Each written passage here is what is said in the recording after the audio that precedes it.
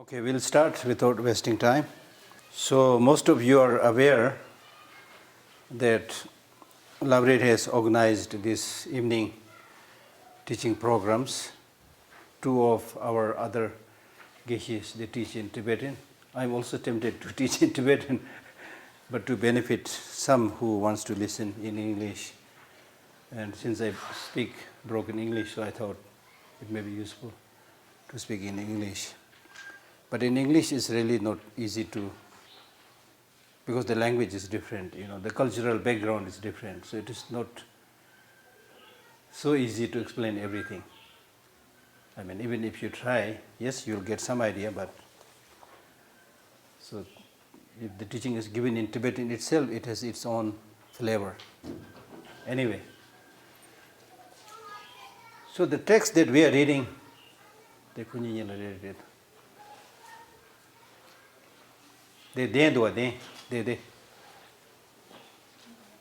sit here. Then the Mars Oh yeah.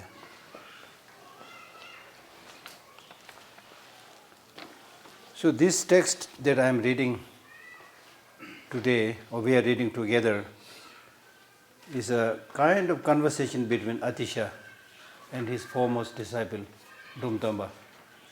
Dumtamba and Atisha both, you might have heard, great, really not only great scholar, but great practitioner. And in the conversation you can see, I have accepted, because what I have distributed is the root text.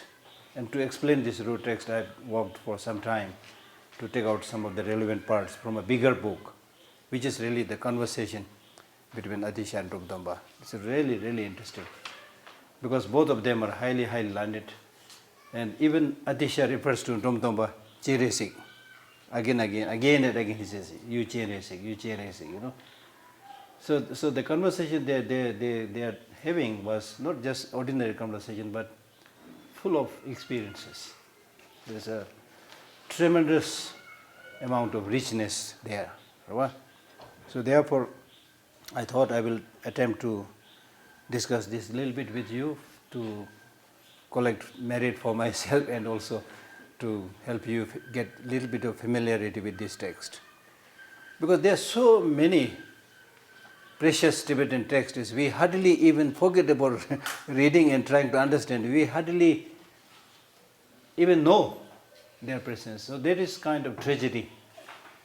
So it is the responsibility of all of us who are interested in Buddhism, and especially the Tibetan youths, to start venturing out and explore these precious texts. Some of them are already translated into English. Like this one has 2-3 English translations, but one which I have distributed today is my rough translation. Okay, rough translation.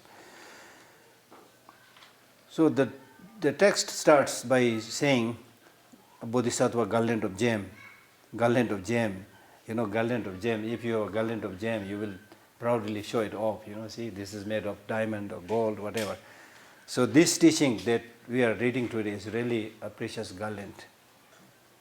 And the ordinary garland, ordinary gems, however precious they are, they can be stolen, they can be lost, they can be the excess baggage, But this inner wealth, they can never become excess baggage. They will never be stolen by other people. Once you have it, you have it. Not only for this life, but for many lives to come. So Jagar Kedu Bodhisattva Mani Avali Pugadu Chanju Sembandu Vitingwa. So I will just read the English. In the Indian language, Bodhisattva Mani Avali. In the Indian language. Because Atisha, this conversation, the root text must have written in, I don't know, Tibetan or not. Anyway, if it is written in Tibetan, then this is to say this is equal to the original, work in Hindi or Sanskrit. If it is written in Sanskrit, then of course we need to say that this has been translated from such and such text, right?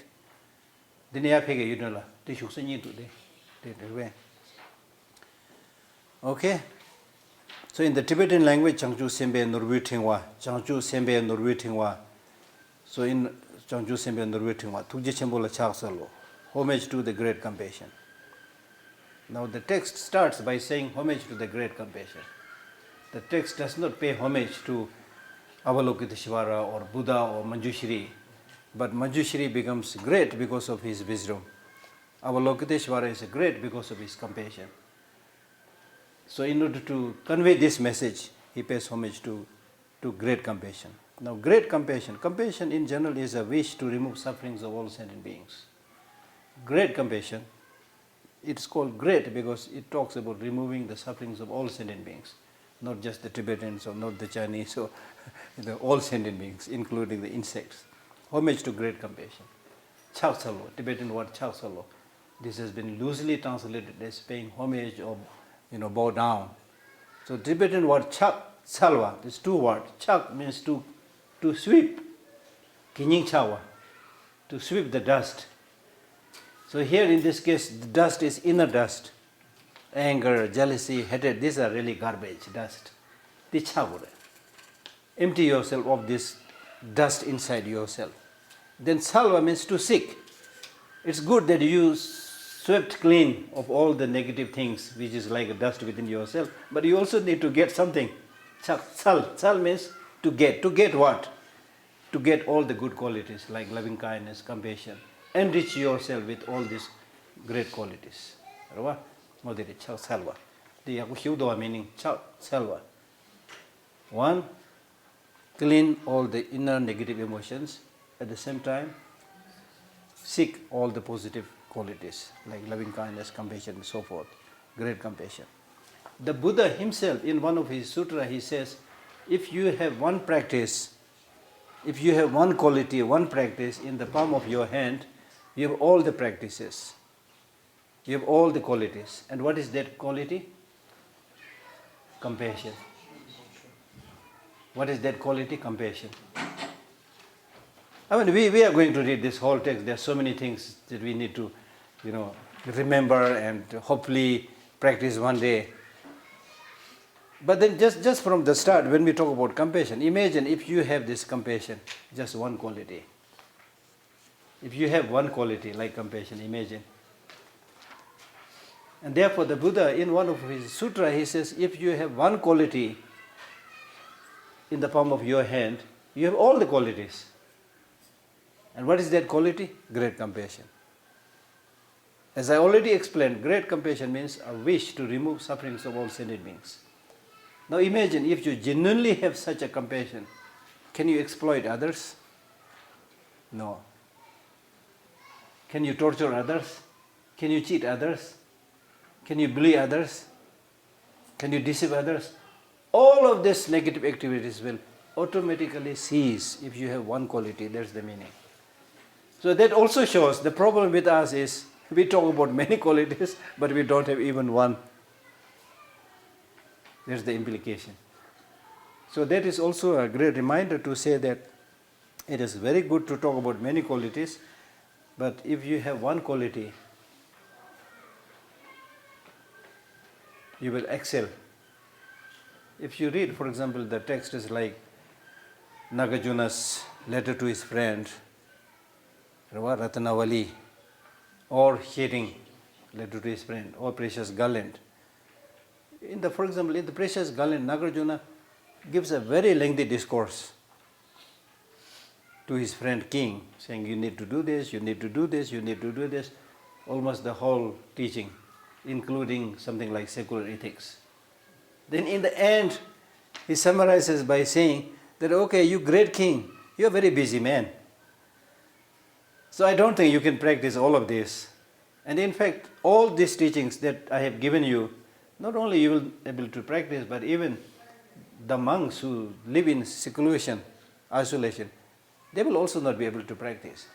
But as a king, if you undertake one practice, like for example giving, because you are king, so you can, take this practice of giving to people in general, especially the needy one. If you do this one practice, your name will shine out.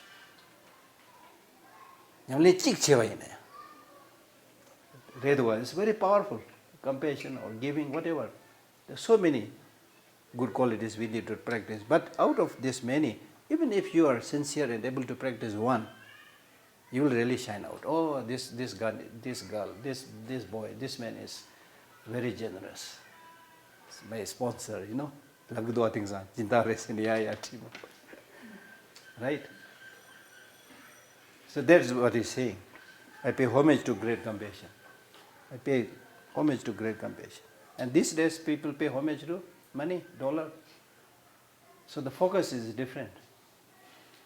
But what we know today is that we need all this material development, but still we are having problems, a lot of killing, a lot of conflict, because the inner qualities like compassion are not there. So these inner qualities are becoming a rare material now.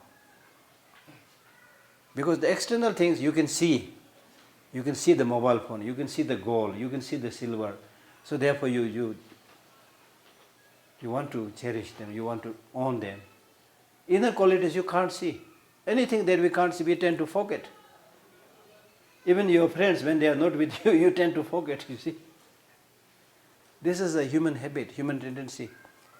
But then we need to realize that it is this inner qualities with your mind, which at the end of the day is the deciding factor. Whether you're going to become good or bad, it will be decided by your mind, especially by the good aspects of the mind. Homage to the great compassion. After that he says homage to the lamas. Now what is this thing called lama? Many people have confusion with this word lama. And some of the foreigners who visited Tibet earlier, after visiting Tibet and then after seeing that the Tibetans are paying a lot of respect to the lamas, then they said Tibetan Buddhism is Lamaism, which is wrong interpretation. If you say Tibetan Buddhism is Lamaism, then that has the connotation that it's not the authentic teaching of the Buddha, but something fabricated and made up by the lamas, which is not true. So therefore, we should never use this word Lamaism to explain Tibetan Buddhism. Yes, it is true, there is a lot of respect to the Lama, and in many cases, instead of just saying Sangye Lachao, I pay respect to the Buddha, Dharma and Sangha, we also say Lama Kyapsyo, Sangye Kyapsyo, Shol Kyapsyo. Again, the Lama is there. And this is not something Tibetans fabricated. If you read many of the tantric teachings of the Buddha himself, paying respect to the Lama, or paying respect to the spiritual teacher is the most important thing. It is the starting point of all your spiritual practices. But that does not mean to say that the Buddhism that we have in Tibet is something that Tibetans made up, fabricated. Number one. Number two, what is the meaning of this word Lama? Lama means superior. Lama. No, Lama means kung, tombo, superior. Now, superior in what case? In what sense? So therefore it is wrong to call all the monks lamas. People who have no idea, they call all monks lama. No.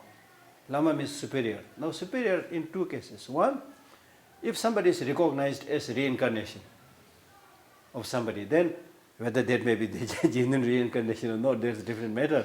But at least we say, okay, if he is recognized reincarnation, then he must be supreme, he must be special. So we call those tulkus reincarnations lama, not all the monks. Then in some cases there are senior teachers, senior monks who really studied very hard and who are also very kind and helping people. So people naturally go to that senior teacher who may not be reincarnation, but because of his learning, because of his compassion, his practice, people go to him, receive his blessings, his advices, and then people just naturally offer this title Lama. So that's also true Lama, right? Not all the monks. Don't call all the monks Lamas, okay? And then the Sanskrit word for Lama is Guru. Now if you meet the taxi drivers and everything, Guruji, kahan jayega? Guruji. So technically speaking, we are not Guru. Guru is the word for Lama. And Lama, as I said, refers to only those who have superior, knowledge or experience and things like that, right? So Guru, this Sanskrit word Guru is made of two words, Gu, Gu means ignorance. Ru means remover. This is a beautiful explanation. So Guru means remover of ignorance.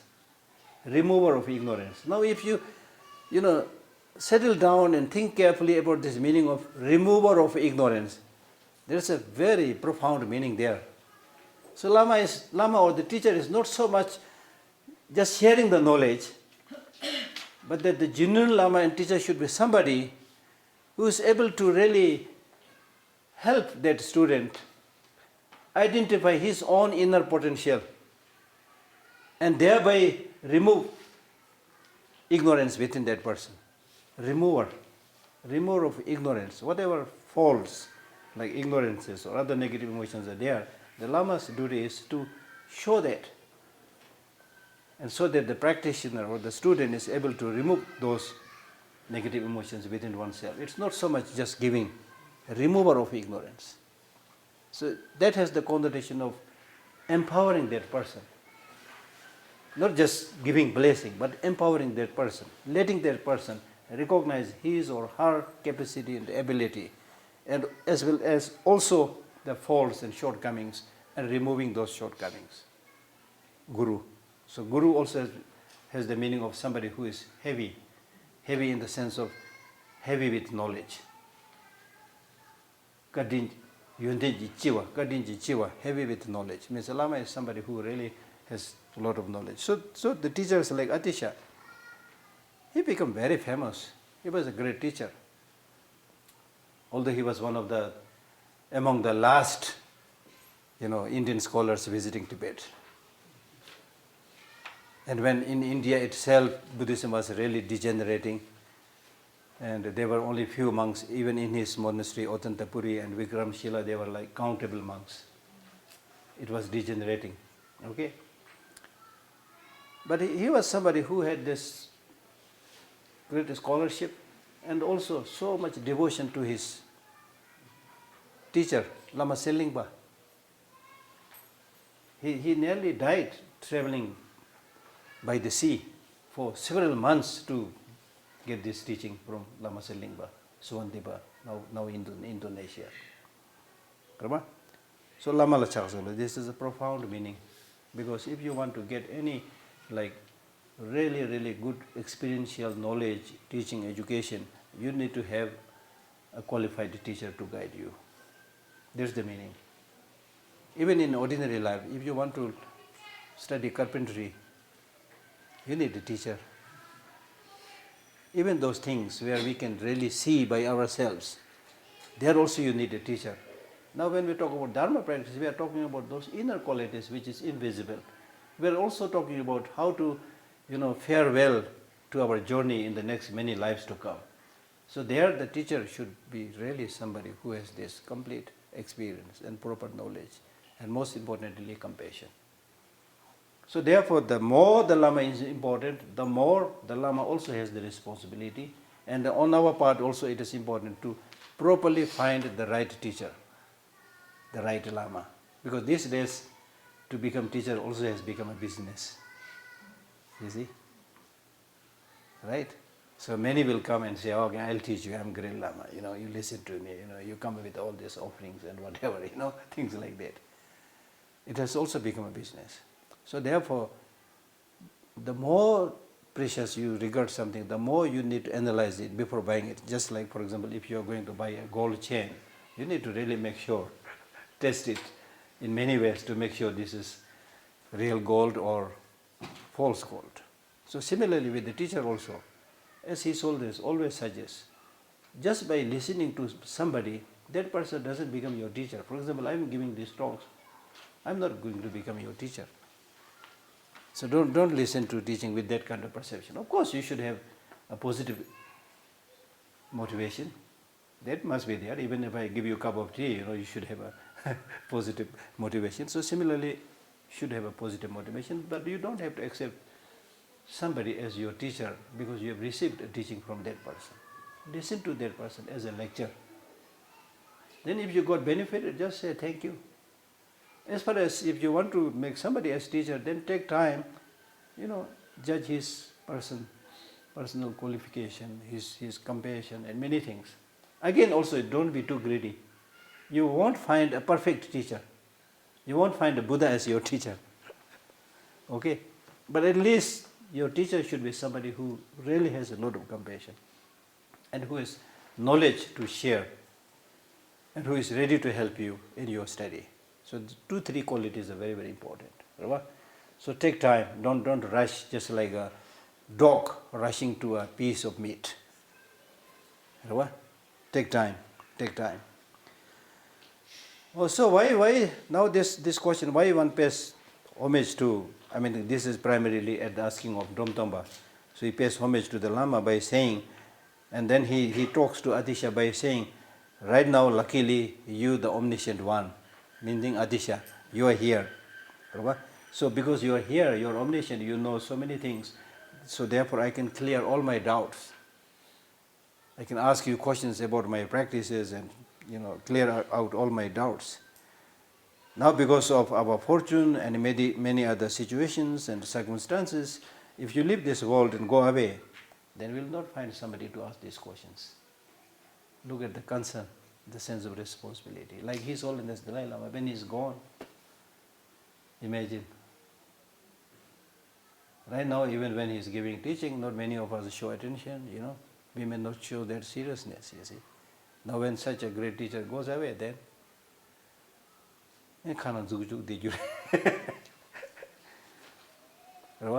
so you can see the purity of the bond between the student and the teachers. And the Dromtompa once asked Atisha, why in Tibet there are so many meditators but not gaining much attainment? Then Atisha said, you Tibetans don't regard Lama better than a dog, so how can you get attainment? Meaning that you don't, when you don't have this regard, respect, genuine respect to the really qualified teacher, how would you get his blessing? Blessing is not, one-way thing. It also depends on your receptivity, your mental attitude. So without devotion, it's devotion. I'm not asking blind devotion, but devotion is needed. Devotion is needed in every kind of relationship. It's not something peculiar to the relation with the Lama. Any kind of relationship, unless you have some kind of trust, some kind of devotion, you are not going to get that benefit of that relationship. And then he says, especially this, we are today living in a time of degeneration. Degeneration means the sentient beings have too many things going on in their mind. The negative emotions are too strong. The desires are excessive. Then hatred and anger is mushrooming. So we are a bunch of wild, unruly people. So even if somebody gives a very profound teaching, number one, we will not go to receive this teaching. Even if we go, we don't care about practicing it. We'll just, at the most, we'll say, I went to this teaching and it was really good teaching. So what? Right? So we don't practice. And not only that, we might end up accumulating negative relationship with the teacher if you don't practice it, if you don't show veneration, respect to it. So since there is such a possibility, before you pass away, he's telling Atisha, before you pass away, I really want to receive this teaching, towards which I can fully entrust myself. Lote to be a teaching that I can fully entrust. And then he says, a Lama who is really worthy of such respect and who can help us collecting these two merits. Of course, Atisha is there, and there are many other great teachers like this. So therefore he requests, who are your teachers? In terms of Atisha also, there's a lengthy description of all the teachers. The names, even the names are full of blessing, things like that. Okay?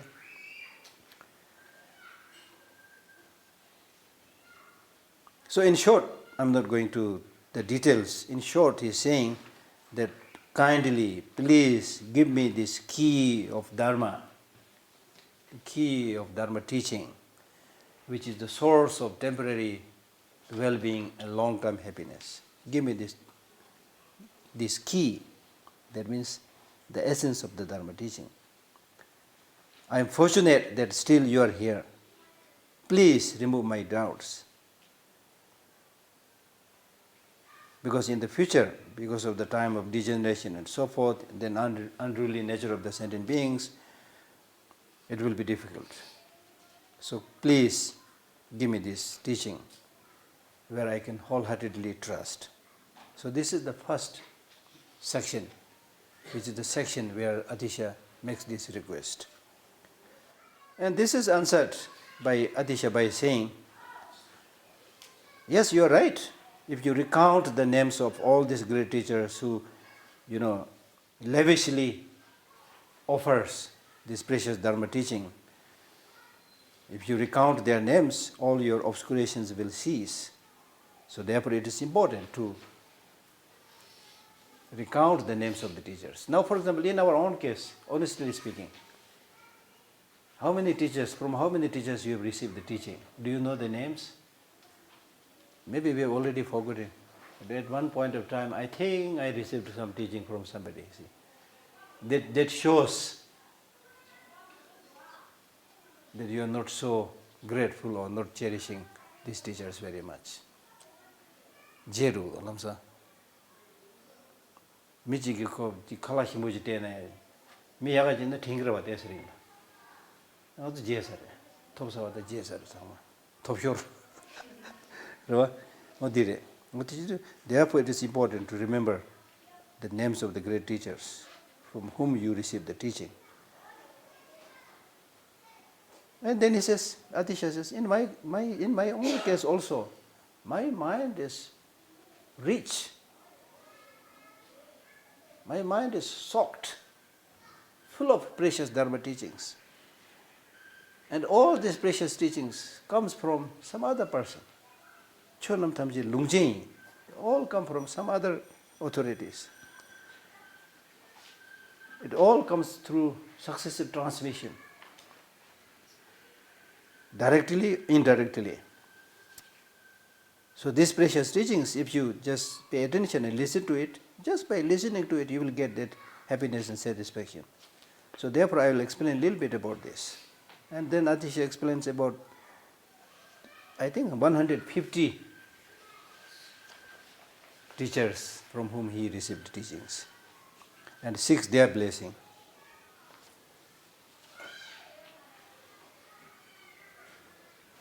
And thereby he also makes a prayer by saying that all of you who are here, may you also be able to relate at the foot of all many great teachers and collect merit and wisdom. And finally, may you be able to actualize Dharmakaya, the great bliss.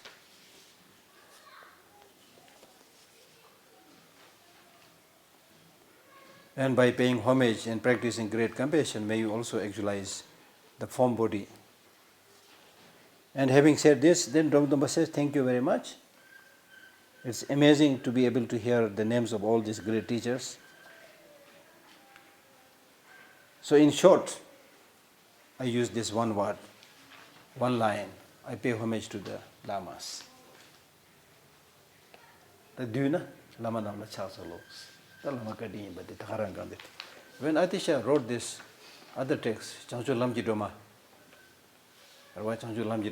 the lamb of the path to enlightenment, there also he says, all these great teachings comes from the Lama. Lama Namji Tebai.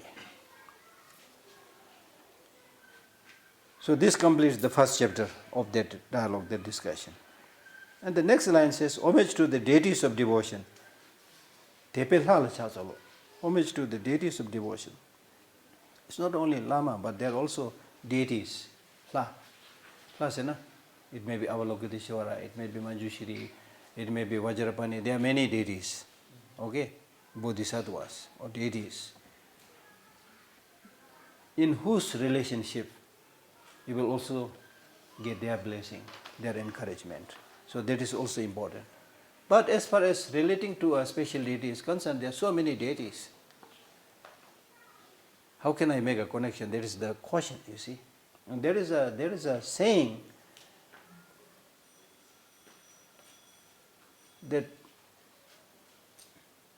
this is old saying. In the old saying, they say Indian practitioners, they practice one deity and achieve that deity.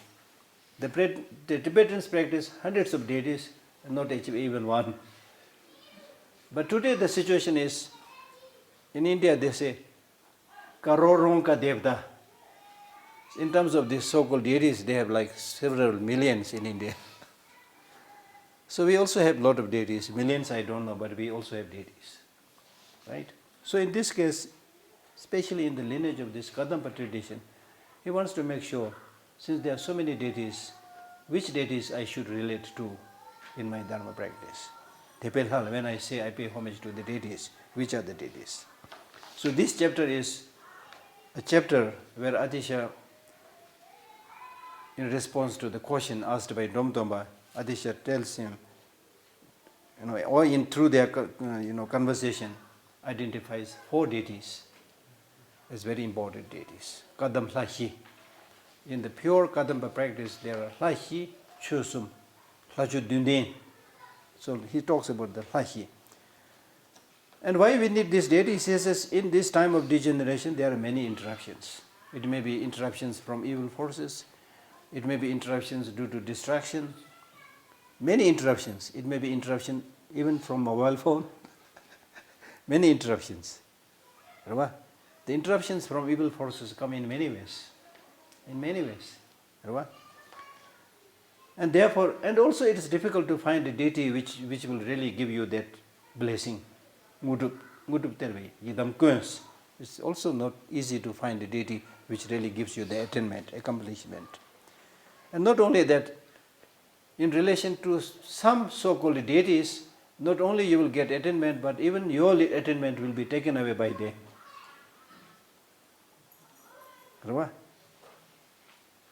So therefore, Domdamba requests us to show him some of the good deities.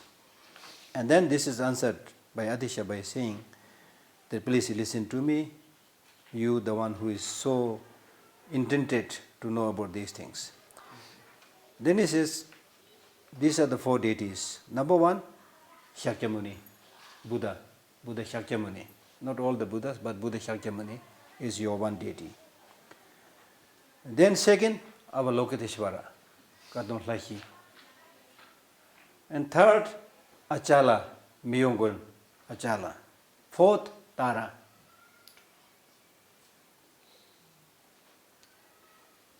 When I was working with His Holiness in his office, His Holiness composed this, I think 2-3 pages text, which is related to these 4 deities. Especially when he was traveling to Mongolia and some of the Buddhist republics, he gave teachings on the basis of this short text. So since then I knew about these 4 Kadampa deities, and some years back I also commissioned to paint a Thanka of the Kadampa deities, which now you can see in our museum. If you want to take a photo, you can take a photo to know these Kadampa deities, which is very, very important. Now why they are important? He explains this a little bit by saying that if you want to really reach a secure place, that means place of enlightenment or nirvana, whatever, if you want to reach a place of secure, there is no one better than Buddha, Dharma and Sangha to take refuge. Kyamgunedi, Buddha, Dharma and Sangha. Now out of these 3, Buddha, Dharma and Sangha, the supreme is the Buddha. Now when we talk about Buddha, not only in many eons, but even in this particular eon, which is called Fortunate Eon, there are 1,000 Buddhas. 1,000 Buddhas. Now out of this 1,000 Buddhas, in this world, which is called fearless world, Miji Jigde, Miji means fearless, fearless world, not because we are courageous, but this world is called fearless world because you don't fear afflictive emotions. You don't fear desire, you don't fear attachment. You want to develop more attachment, more anger, more jealousy. So therefore it is called fearless world, not in terms of bravery, but in terms of having no fear in developing these negative emotions. So in this fearless world, the Buddha that is really related to our karma is Buddha Shakyamuni. So therefore you choose this as one of your deity. And then among the bodhisattvas, there are many bodhisattvas who have reached many high spiritual realizations, but one whose compassion is incomparable is Avalokiteshvara, who is now believed to be on the 10th spiritual ground, and he is especially the deity, the shared deity of the Tibetans. Chuke mani lagdwa. Chuke, the Dharma share that you have is Om Mani Padme Hum. That's why we say you don't have to teach Om Mani Padme Hum to Tibetans. They'll pick it up, clearly showing that this is your share. Chirangi Thoke, Chirangi Kela. So similarly, the deity is Avalokiteshvara. And then there is a female deity who is spotless, blameless, and is full of qualities, full of wisdom, and who is known as the one who protects you from the 8 fears. Doman Jikpa Jijok. So that should be one of your deity, Dolma, Tara. And he says, this Tara is also my deity and should be also your deity because you are my student. When Atisha was requested by Naksul Ozawa and others to come to Tibet, then he consulted. His personal deity was Tara, and he consulted, how about going to Tibet? And she said, wonderful, you will do many great things, but your life will be shortened. I think 5 years shortened or something like that. So clearly Tara was his personal deity. So similarly, those of you who are my students should have Tara as your deity.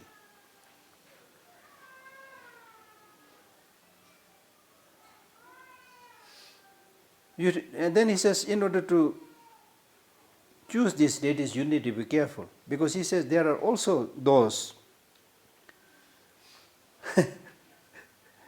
who, even if you pray continuously, Kanda Jundu Church in Chikar Uglen Chebatun, Tindel Hangin David Sox. Probably there's no word of Shungden at the time, but the evil spirits are there in those days also. So it's not like His Holiness saying for the first time. He says, Kanda Jundu Church in there are those who you prayed regularly, all the time.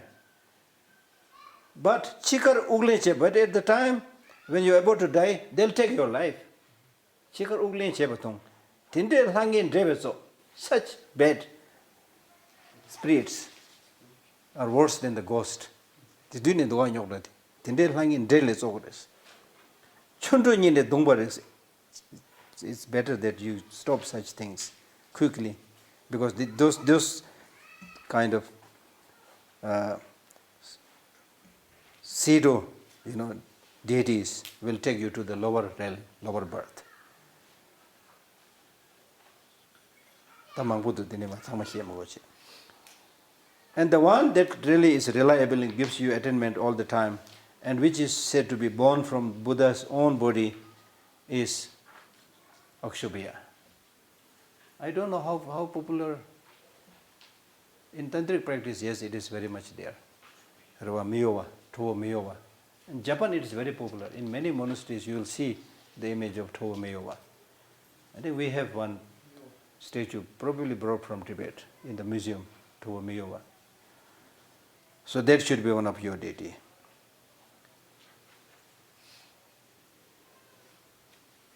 So these are the 4 deities of Kadampa or 4 deities of Dumdamba. So regarding the deities which are the object of devotion, these are the selection of the 4 deities for our objects of devotion. Lahi. Discard all doubts, cherish persistent practice, thoroughly relinquish sleep, lethargy and laziness, and always strive and persevere. So therefore Atisha says that in your mind there should not be many doubts. Doubts of course will come. So what he is trying to say is, if you want to remove all these doubts, then you must study the 3 Pitakas. Diva Dodingomba. Peja laws. Study. His Holiness regularly says, study. Don't just follow the rituals. Study. So that's why he's saying, if you want to remove all of these doubts, You need to practice, you need to study these Pitakas. And he says, if you are somebody who's really concerned about your long-term well-being and future well-being, then following such a path taught by the Buddha, following the teachings of the three Pitakas, three discourses, is the best.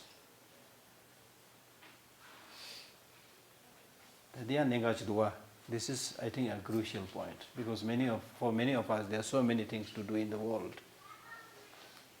So we might think, okay, it's better to do a business, it is better to go north, south, east, west. But he says, if you are looking for long-term, reliable career, this is the best.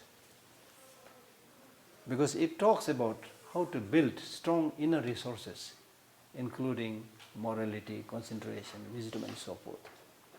And if you have these inner resources, you will be fine wherever you go. You will be able to find the solution for all the problems. And when we don't have these inner resources, then when we confront a problem, when we meet a difficulty, we don't know how to handle it. The only thing is, scratch your face. Or at the worst, commit suicide. There are many helpless because they think all my happiness and peace will come from outside, from my friends, from my relatives, from a nice house, from a nice car, things like that. Right? But it is our daily experience that the reliable peace and happiness doesn't come from material resources. We do get some benefit, but I'm talking about reliable, long-lasting happiness. If you, those of you who have this experience of living in America and many European and developed countries, you know this very well. Because they think all my peace and happiness will come from outside. For example, they say, okay, if I have this kind of house, I will be happy. Then spend few months or few years, then say, oh, this house is too small, or the ventilation is not good. Then you want to change that house. Similarly, you buy a new car after a few months, a few years, oh, something is wrong with this car. And you change that car. Now that trend has happened not only with the furnitures and other facilities, but also with the husband and wife. This wife didn't work, divorce. Next wife will definitely work. And the next one also doesn't work. So you keep on, changing your furniture, your husband, your wife, your whole life, thinking that your happiness, long-lasting happiness and peace will come from outside. And it doesn't come there. It will not come, because that is called misplaced trust. You are looking in the wrong source for happiness. The real source for happiness is within oneself. Because what is outside of you, including the external facilities, the weather, the house, whatever, they are outside of you. What is outside of you, you have no control. Despite your trying your best, you have no control. Right? But how would you react to their changing situations and events? That is within your control. So what these teachings, like any other experienced person, what these teachings is saying, that you should work with those with which you have control, not with those with which you have no control. With those which you have no control, if you think there is the source of peace, and when that doesn't come, then you think there is no hope for life. Then you think about taking drastic measures, including committing suicide and so forth. Right? So at the end of the day, whether you like it or not, you need to protect yourself. You need to cultivate your peace and happiness by yourself. Nobody can help you to give you that long-lasting peace and happiness. Not because they are bad. Even if it is your brother, sister, or somebody who is really, really wonderful, amazing, but there's a limit that he or she can do. They cannot enter into your head and think for you and plan for you, make you happy all the time. They can't do this. At the most, they can give you a lot of money. But if your mental outlook, your way of thinking is wrong, you'll get the problem. So in short, that's what he's saying.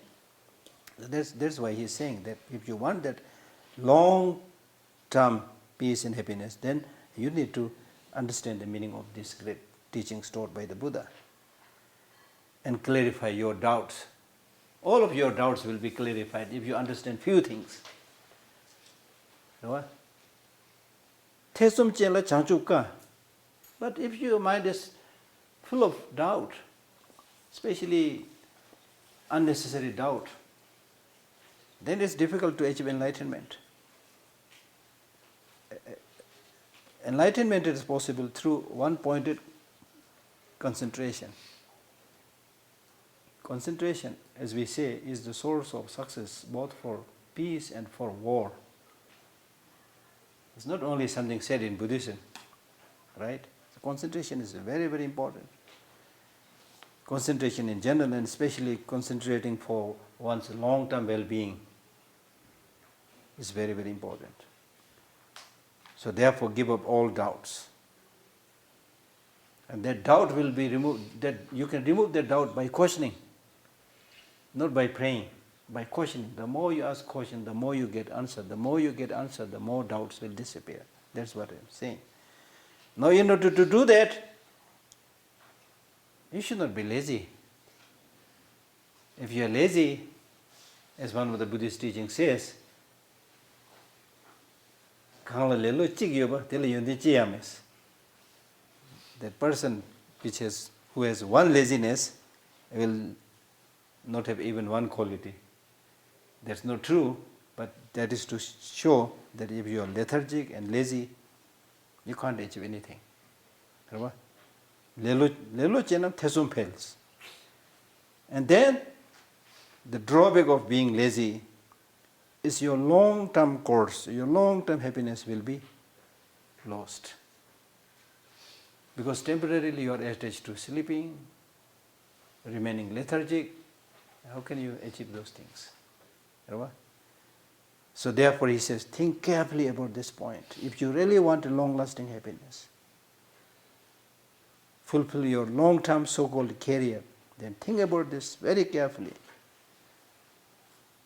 Number one, you need to know the meaning of these profound teachings. And the knowing alone is not enough. What is even more important is practice. It's not enough to talk about this long menu in a restaurant unless you eat it. Even if you memorize the whole menu, it is of no benefit unless you eat it. So practice it.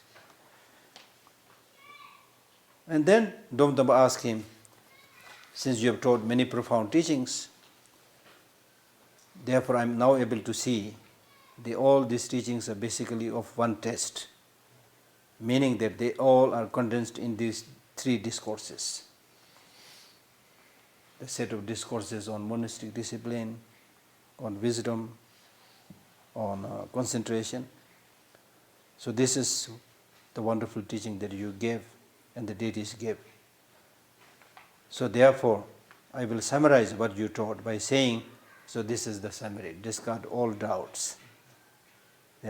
Discard all doubts and cherish persistent practice. Means that you, in terms of your practice, you should do it repeatedly, regularly.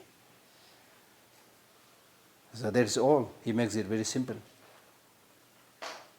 So this basically talks about how to select the three teachings. Kadam Hlashi Chusum, three dharmas.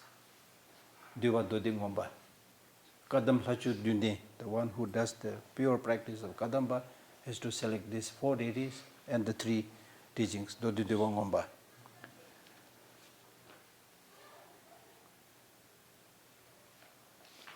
Now we need to do this rigorous practice after having selected these three discourses. The reason is because this precious human life that we have obtained today is very difficult to obtain.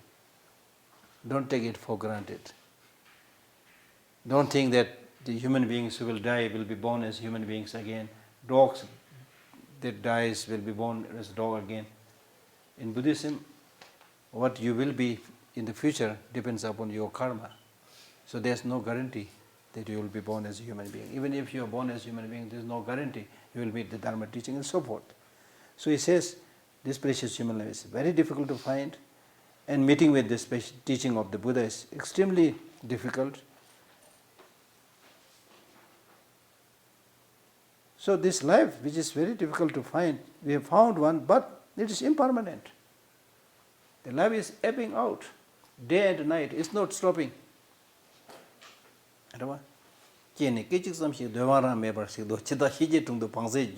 Right from the moment of the birth until you die, life is ebbing out. It's running with highest speed. And when are you going to die? Nobody knows. One thing that is sure, definite is that you are going to die. And what is not sure is when you are going to die. This point we need to think very carefully. If you really want to do Dharma practice, this point we need to think very carefully. Not to frighten you, but to wake you up. We are not waking up. We are lost. We are in stupor. We are in an unconscious state. Completely lost with the small things in life. In Arya Deva's 400 verses, he says, if two kids are playing at the side of the seashore, and one guy builds a sand castle, the another one, the naughty guy, comes and gives a kick and destroys that castle, then the child who built the castle will cry as if a real castle has been dismantled because of his innocence. And then the elderly, the parent, they will come and say, oh, this is just sand castle, not a real castle, don't care, don't cry. So similarly, the things we are doing in this ordinary life is like that child building sand castle.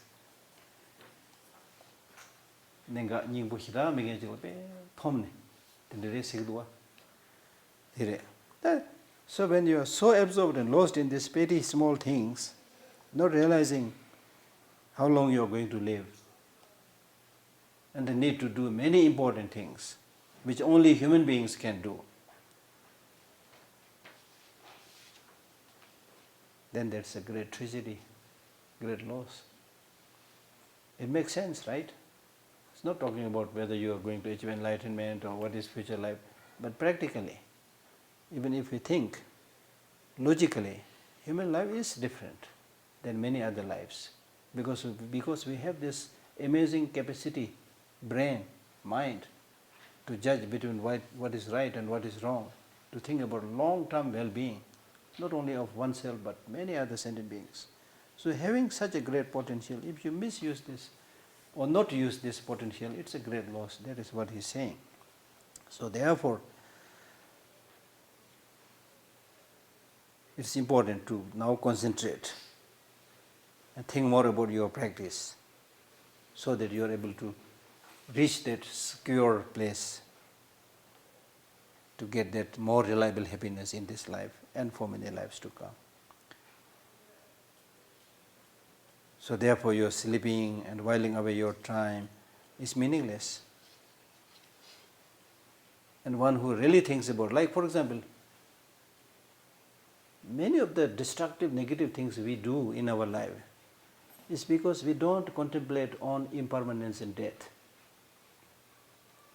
There is a story of an Indian actor who wanted to play a scene of being a criminal and who is going to be executed and things like that. So in order to play this scene, he really wanted to meet somebody who is going to be executed and see what is the facial expression and thinking of that person. So he goes to that jail and asks the permission of that person whether such a criminal is there. And he said, yes, there is one. There is one person here, he will be executed tomorrow. So when he goes to this cell where this person was there who is to be executed tomorrow, to his great surprise and in fact shock, he finds that person singing a song. Singing a song.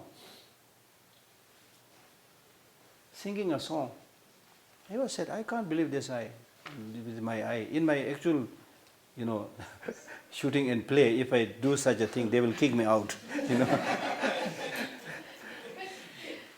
So then he asked this jailer, how come this is, I can't believe this. He said, no, this is not unique. All the prisoners, just before execution, When it is decided they are going to be killed, executed, they all do the same thing. That's the thing. The concentration that we are talking about doesn't come just by saying concentrate, concentrate. It doesn't come. When you really see the reality, concentration comes automatically. At that spur of the moment when they are sure they are going to be killed or they are going to die, then they see the futility of many stupid things that we do in our life. Then they think, oh, this is the best moment to sing a bhajan, religious song, concentrate. It comes automatically. Amazing. You see? So therefore, this meditation on impermanence is said to be really the one that opens the door for all Dharma practice. That's why the first teaching that the Buddha gave us on impermanence. Because the first teaching that he gave was on Four Noble Truth, out of which the first teaching is the truth of suffering. And he explains the truth of suffering with 4 features. And the first feature was impermanence.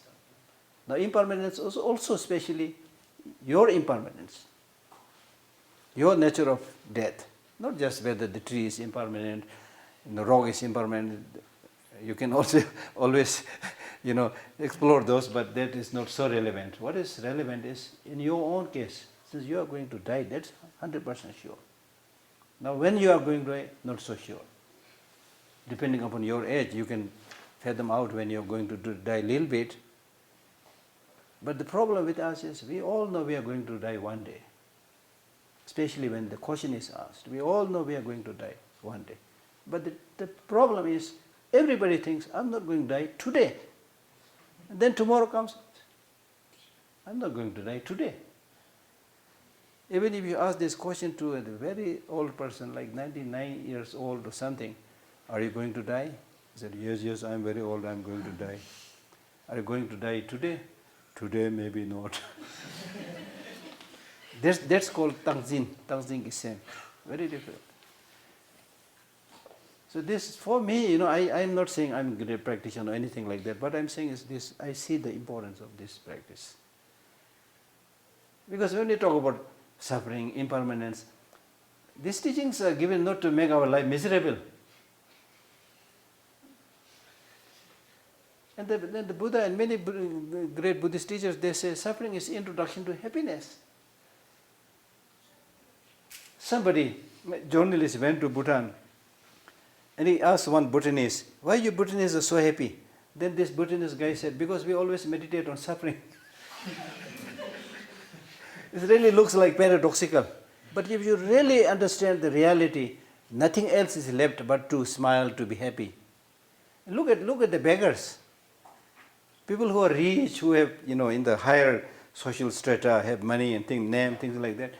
They don't laugh or smile much. Even if they do, it's not really, natural. But if you look at the beggars who have nothing, they're always singing and dancing, kicking the empty bottle or whatever, Because when there's nothing left, then the only thing that will help you is to be genuine, to laugh, to smile. What? That's the thing. I read once in a book, now I forgot the name, Lojong Tepchik. I read one mind training book. It talks about 3 criminals to be killed tonight. To be killed tonight at 10 p.m., let us say 10 p.m.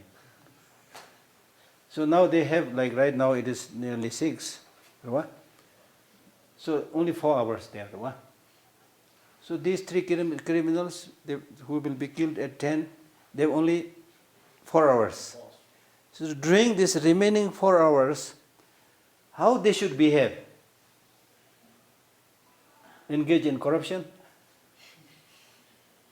Doesn't make sense, right? Exploit and bully each other? Doesn't make sense at all. It's so interesting, look at this insight. The only thing that is sensible is console each other. Do some prayers. Encourage each other. Think something about positive things. That's the benefit of meditation on impermanence. Buddhist teachers, they say there's no need to kill, they will die. Whereas the rest of the so-called great leaders and intelligent people, they are stockpiling arms. And the arms also now like so powerful, nuclear bombs. Now we hydrogen bomb. Somebody told me recently, few thousands of hydrogen bombs are there already in the world, which can destroy the whole world several times over. Stupidity. Buddhist teachers say, oh, you don't have to kill them, they will die. Redo, wisdom is there, really. It's real wisdom. Right? So therefore, when you really think about these realities like impermanence, then it makes complete sense to smile, to be happy, to help each other. It makes no sense at all to bully each other, exploit each other, develop resentment, jealousy and so forth. It doesn't make any sense. Just to drive this point, I'll tell you another story at the time of the Buddha. A mother and her child, son, came to see the Buddha. And then the Buddha said, pointing to the child, he said, oh, you have only 1 year to live. And the child was like horrified. He came unprepared about his death, and suddenly Buddha says, you have only 1 year to live. He was shocked. And he clung to the skirt of the mother, cried and things. Anyway, they left. So after 6 months, they came back. And the Buddha said, now, out of the 1 year, you already spent 6 months. During these 6 months, did you do anything negative, destructive? He said, since you told me I have only 1 year to live, how can I do anything negative within this short time? That's the thing. And then the Buddha said, no, I just told you to teach you this lesson. I don't know when you are going to die. He did it. That's the point. Therefore, if you really think about impermanence, then there will be a quantum leap. Quantum leap, I'm saying. Otherwise, you talk about nirvana, enlightenment, it's wonderful, right? It's wonderful for holidaying practices. But it will not move you. It will not shake you. It will not make you. And then also interesting, if you use your logical reason, the interesting thing is, the more you are able to see the reality. That's why in Buddhism we talk about seeing the reality of suffering, seeing the reality of impermanence, seeing the reality of shunyata. Why they are talking so much about this? They are talking so much about this because the more you see the reality, the more it makes sense to be loving, to be compassionate, to help each other, so forth. For example, I will give you another example. Let us say in front of me there is another old man or woman, 99 years old, whatever. Not only 99 years old and very old, but also physically very sick. Wounds all over the body, pus is oozing out. If there is such a man, and if you are able to see that reality clearly, what is the benefit? The benefit is, to this person, you will not develop attachment. Attachment,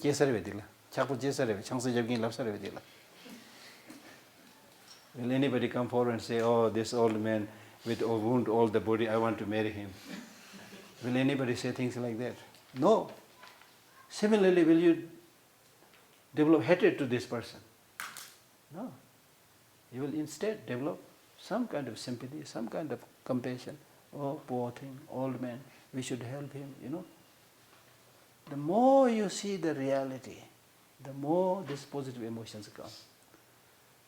That's why in Buddhism there's a repeated talking about understand, shunyata, understand.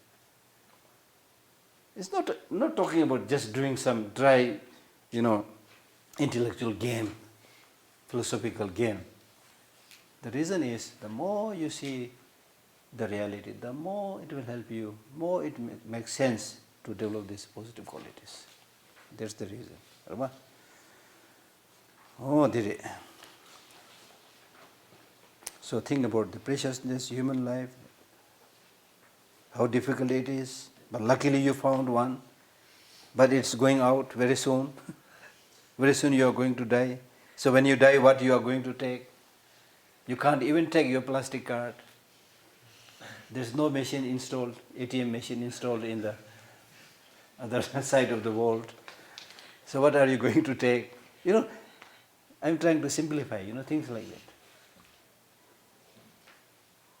I'm not saying you just throw away everything because you're not ready. It happened at the time of Milarepa. There was somebody so, influenced by Milarepa of his great practice.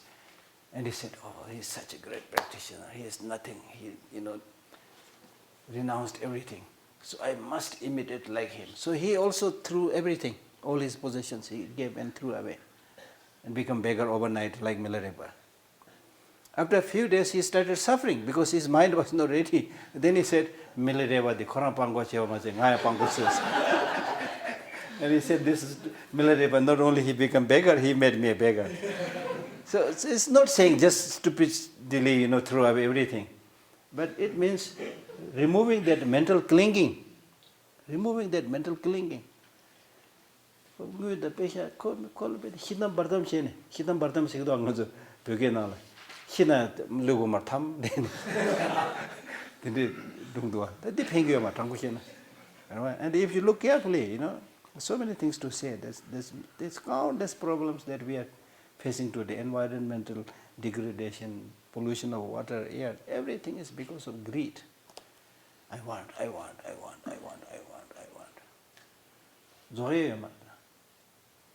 So there's the thing.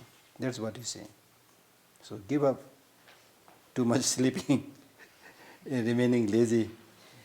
And he says, beautifully he says, this life, I know you are concerned with this life, but this life, however, difficult it may be, but somehow you will be able to deal with this life. Whatever may come, but this life will be okay. Because you are living with other human beings. You can talk, you can speak in human language, seek their help, You will somehow be able to live this life. They want the muscle, but need the timid because so don't let yourself completely overpowered by thinking only of this life. Don't get obsessed with this life alone. And if you remain lazy and don't pay attention to these greater things like what is taught by Buddha, you will lose everything. Right? And in fact, if you want to talk about achieving higher rebirth, human life, nirvana, enlightenment, all this is possible through making effort, through hard work. Now here effort means not just working hard. It means delighting in what you do. Enjoying what you do. Just like somebody interested in playing football. Because that person is interested in playing football, even if there's no proper playground, they will play. Even in the night, they will try to give few kicks, So like that, in the Dharma practice also, if you see the reason, if you develop this liking, you will pick up this book of His Holiness, the Buddha, and read it. And that is how you will enrich yourself, and that is how you will find your way to remove all the negative emotions. So there should be interest. So making effort is very, very important. With mindfulness, introspection and care, always guard the doors of the senses. Repeatedly examine your mind 3 times a day, 3 times a night. So in order to successfully practice, you should always be mindful, means don't forget the practice. The practice that you need to do, don't forget that. Always remember that. Mindful.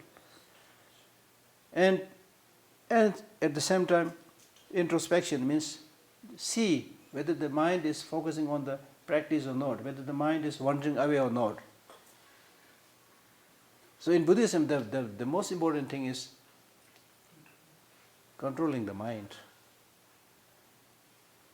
Tsongkhapa in his Lamrim Chemo, he says, you are controlled by your mind, right? Your mind is controlled by, unfortunately, your mind is predominantly controlled by negative emotions. Therefore, you are suffering. Now, undertake a practice in which your mind is, if not wholly, but predominantly controlled by positive emotions. So it's like election.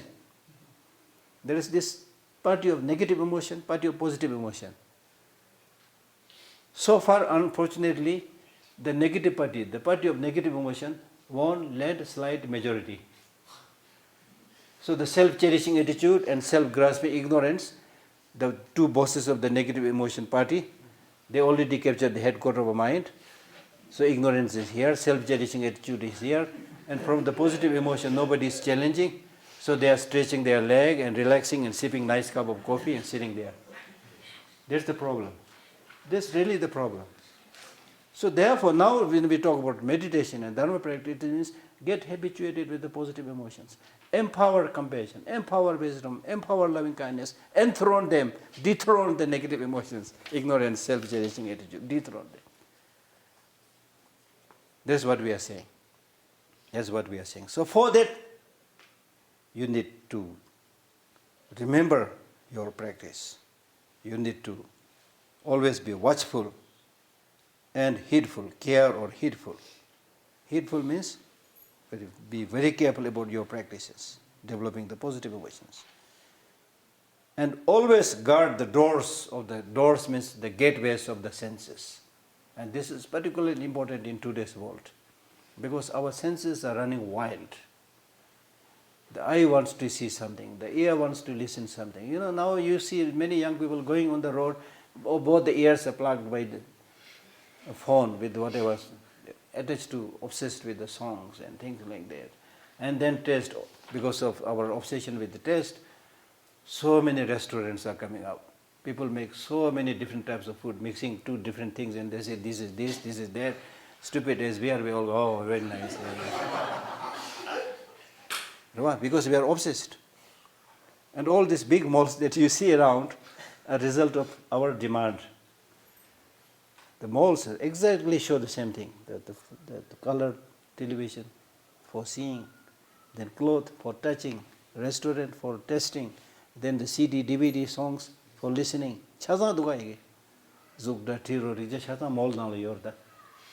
And we get obsessed with there, and they cheat us. Buy one, one free. I have so many things to say, but I don't want to waste your time. Today, we are seeking pleasure, not happiness. There is a difference between pleasure and happiness. Pleasures are experienced by the senses. Happiness is experienced by the mind. The mind, the mental, the positive emotions, the mind, we hardly touch. We only use the senses. And this is actually very risky. Not only in this lifetime. In this lifetime it is risky because you run and run chasing the sense objects, then you get completely tired because there's nothing inside and there's no happiness. In the future life, when we talk about getting happiness in the future life, then the habit must be formed on the mental consciousness. Because what goes to the next life is mental consciousness, not the senses, not the sense consciousnesses. So therefore, when we talk about meditation, Dharma practice, we are involving this mental consciousness, forming a positive habit with that, leaving a positive imprint on that, so that when that mental consciousness at the time of the death departs from our body, it goes with the positive habits. So therefore, like going around the temple and doing some prayer, it's good, it's not the real Dharma practice. It's not the real Dharma. Real Dharma practice is something that you do by involving your mind, changing your mind, transforming your mind. The very meaning of Chu means change. Chu says, change. Change means changing the mind from negative to the positive.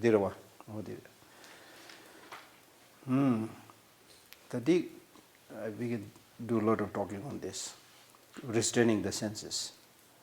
So for a meditator also, one of the first conditions is to restrain the senses. That's it. This completes 5th chapter. Declare your faults. Okay, then we have this. Repeatedly examine your mind. Guard the doors of senses. Repeatedly examine your mind 3 times a day, 3 times a night. Dua. Takdare ngazu nangcho nala tundu yawa tundu nyamle 3 times a day, 3 times a night. Then when you are told, after receiving an empowerment from His Holiness, when you are told to do 3 times a day, 3 times a night, then later on people start coming, why we have to do this 3 times a day, 3 times a night? Somebody asked me this question. I had no answer. Now I have an answer. Now when they ask that question to me, then I tell them, how many times you eat in a day? Right? Right, in a day we have to eat many times for the body. So similarly for the mind also we need to nourish the mind repeatedly, not one time. Especially the mind is so, stuck in the quagmire of negative emotions.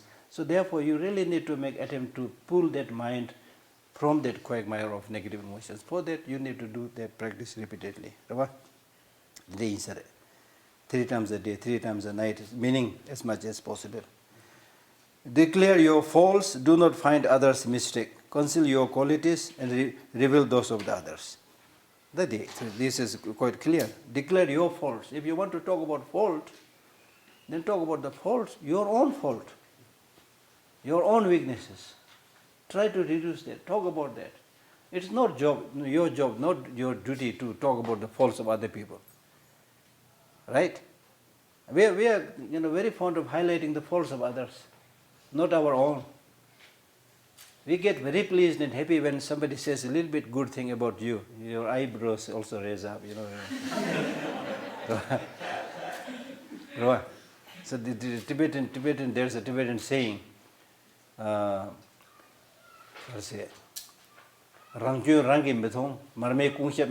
means the person will not be able to find his or her own fault, just like the butter lamp.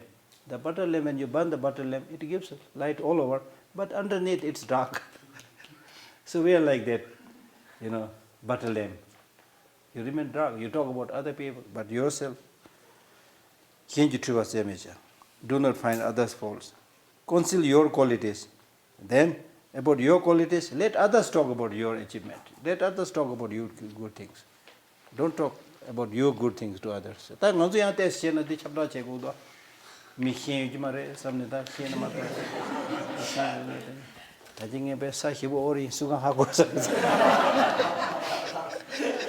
Reveal those of others.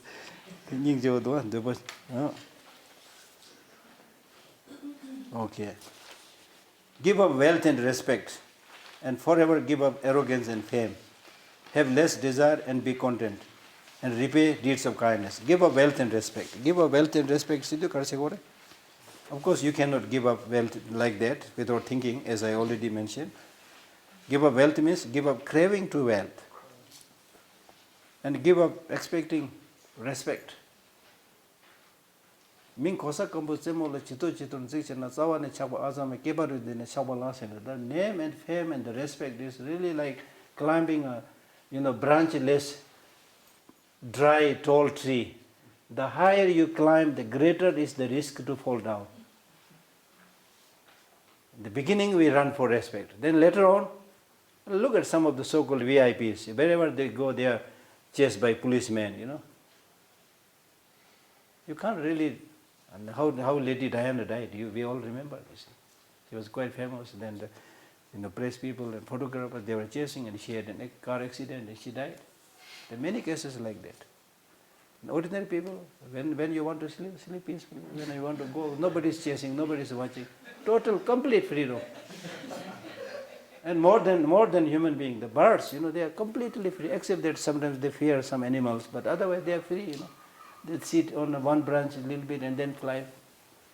If they want to go to America, they go, they don't need visa, you see. The birds, other animals, they don't need visa. The stupid human beings, wherever they go, they need visa, they need return permission, return visa, exit permit, all those things, you see. The birds don't need this. And human beings need so many things. Human beings need eyeglass. Have you seen a bird wearing eyeglass? These are some interesting things to think about. Interesting things to think about.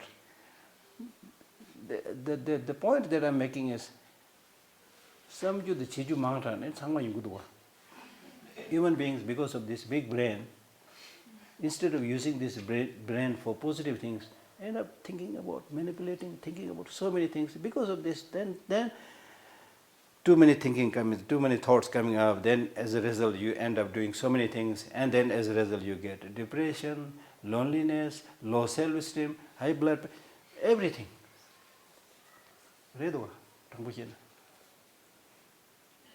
Animals don't suffer from that.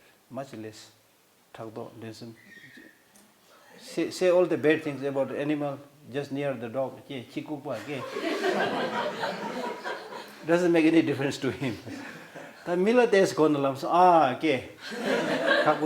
He's so sensitive because of this brain. So therefore, unless we are able to fine-tune this mind, this brain, and develop right perspective, we'll have endless suffering, endless problems. So therefore, it is important to train this mind. That is the point that I'm trying to make.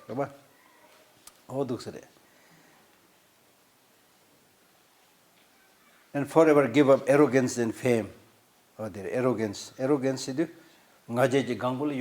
arrogant, you become proud and arrogant, then you get inflated like a balloon.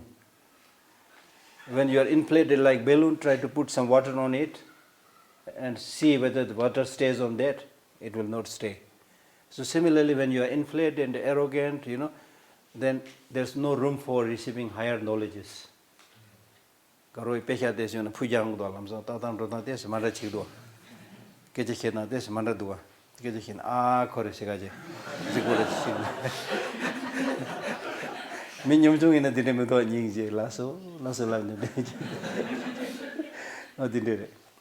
It's not good for you.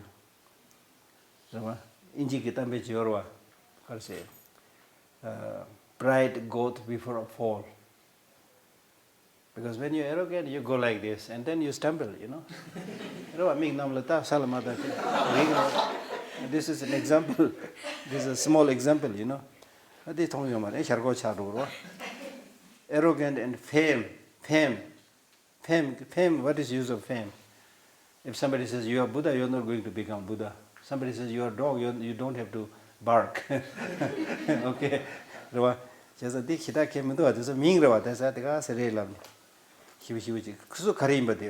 you are. Just by giving some name, you don't become that one.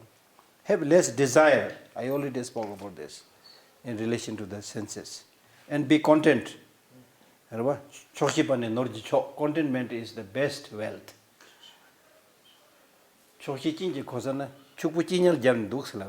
When you're contented, you're happy, you have everything. If you're not contented, you want more and more. Become Bill Gates. So what will you do then? I think he's not a bad example because he's giving also a lot of money to others. There are many others who have a lot of money, but however rich you are, you have only one stomach.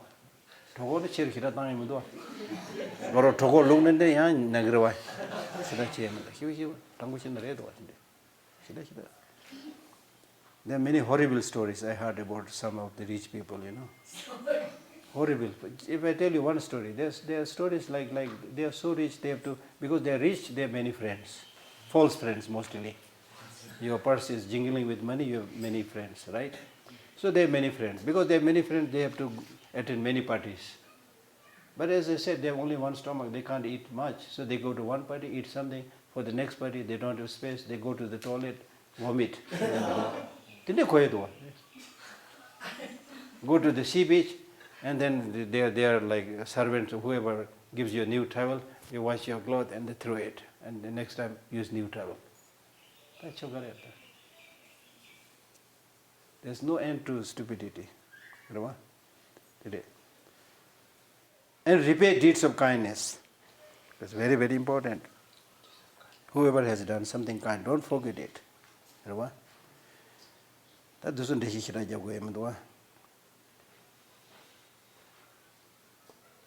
meditate on love and compassion and stabilize bodhicitta. Bodhicitta, the wish to become Buddha for the benefit of all sentient beings. You can cultivate bodhicitta only if you have loving kindness and compassion towards sentient beings. Loving kindness means wishing all sentient beings meet with happiness. Compassion means wishing all sentient beings without suffering. Affirming and non-affirming. Deva thera sambelodi, loving kindness. Dunge the thena nyambelodi, compassion. Then bodhicitta, wishing to become Buddha for the benefit of all sentient beings. Bodhicitta is mind wishing to become for the Buddha, become Buddha for the benefit of all sentient beings. This one? Oh, duksare.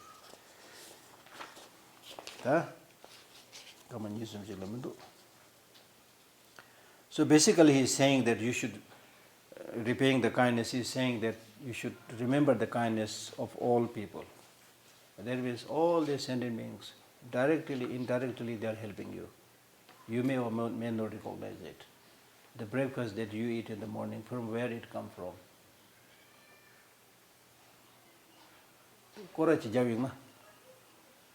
Once when we were giving this secular ethics, course, we try to find the source of the jacket that you are wearing, It came through the hand of so many people. So therefore you should remember the kindness of all these people, dead or alive, whoever they are. Remember their kindness. Very, very important. And don't say that, why should I think about their kindness? This jacket I paid money. Don't think like that. Whether you pay money or not, even if you have money, if nobody makes that jacket, you won't get that jacket. So it's not the intention of other people, whether they have this wish to benefit you or not. The thing is, you are benefited. You got the benefit. Like this precious teaching, you say this precious teaching, Dharma, I pay homage to Dharma. Why? From Dharma itself, there's no motivation to benefit you. But the fact you get benefit. Similarly, the money has no motivation to benefit you. But you get the benefit, therefore you see it as something important, precious. So therefore, remember the kindness of all sentient beings. And meditate on the 4 immeasurable qualities. That is, infinite loving kindness, infinite compassion, infinite joy, and infinite equanimity. Through that way, then you can stabilize the bodhicitta.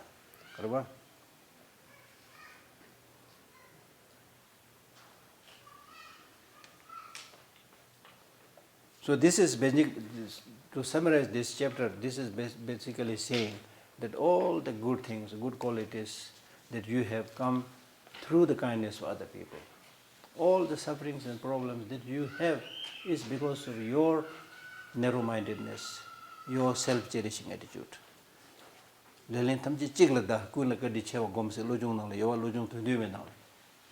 All blame goes to one, that means oneself. Oneself means one's self-cherishing attitude.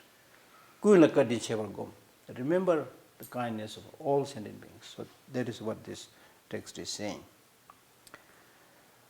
Lasso, time is up.